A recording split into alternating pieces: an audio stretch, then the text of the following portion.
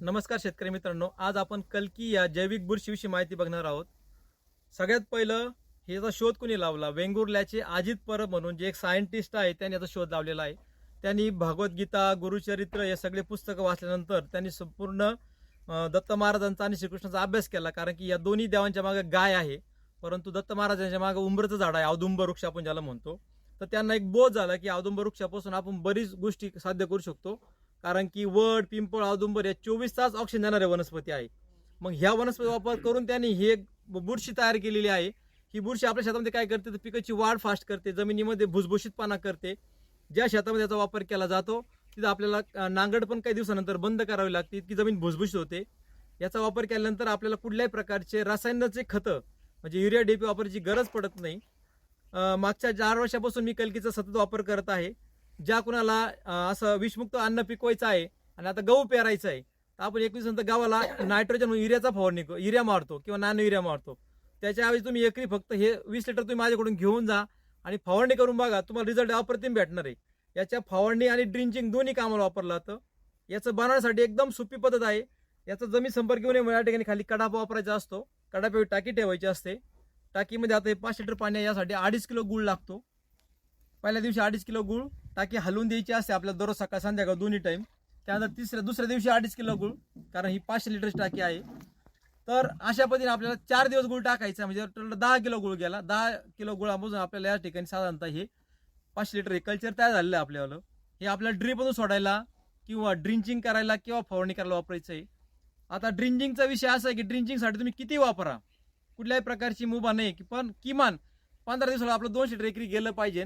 विषयाला फवारणी करायचा तर जर पौर्णिमेच्या आणि अमावस्या आधी जर फवारणी केली आपल्याकडे कीड येत नाहीये तर यासाठीचं प्रमाण आहे. तुमचा 20 लिटरचा पंप आहे, त्या 20 लिटरच्या पंपाला किंवा 5 लिटरच्या पंपाला 3 लिटर कलकी, 20 लिटरच्या पंपाला 5 लिटर कलकी आणि उरलेलं पाणी असं घेऊन आपण याची जर फवारणी केली तर आपल्या शेतामध्ये कीड येत नाही.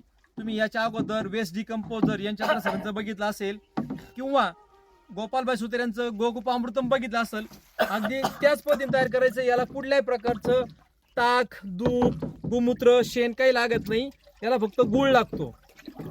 आणि मागच्या 4 वर्षापासून रिझल्ट घेतले तर आपल्या शेतामध्ये 12 फूट उंच वाढलेली बाजरी, 15 फूट उंच वाढलेली ज्वारी आपल्याकडे मागच्या वर्षी होती. ह्या वर्षी बाजरी ताटा तुम्हाला दाखवतो की 12 फूट आपली बाजरी वाढली होती.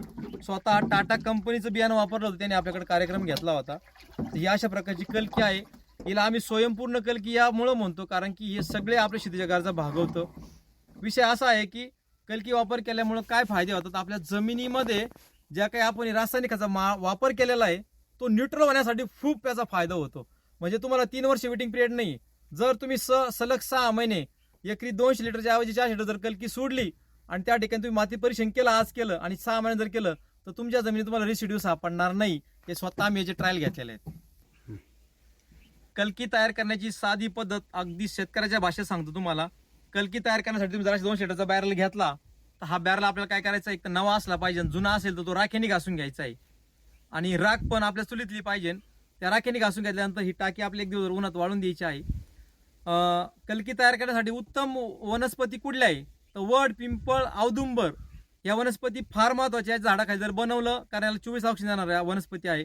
पण जर आपल्याकडे उपलब्ध नसेल तर लिंबा झाडाखाली बनवा, जांभळे झाडाखाली बनवा, आंब्या झाडाखाली बनवा.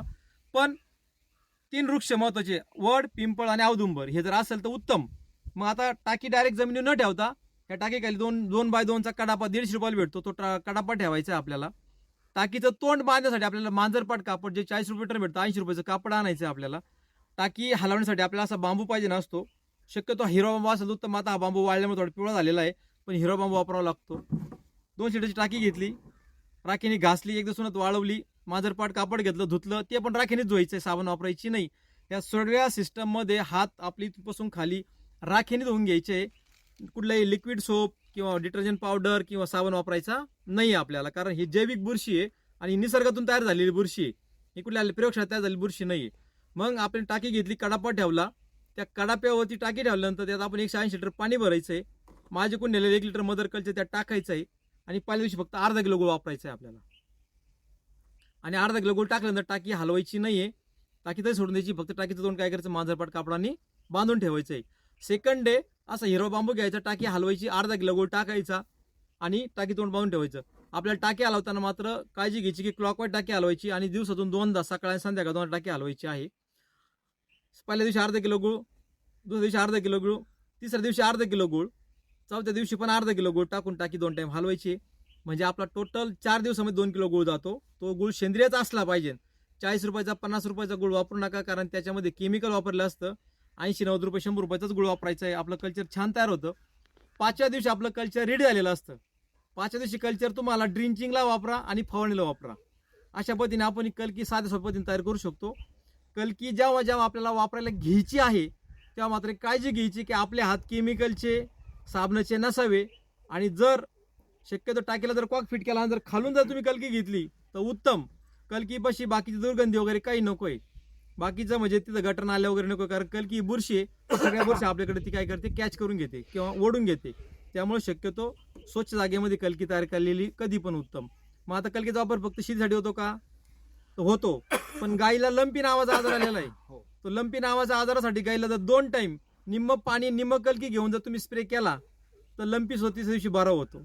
तुमच्याकडे डेअरी शेजारी आणि डेअरीचं सांडपाणी तुमच्या घरापासून चाललंय तिथं तुम्ही शिंपडून द्या.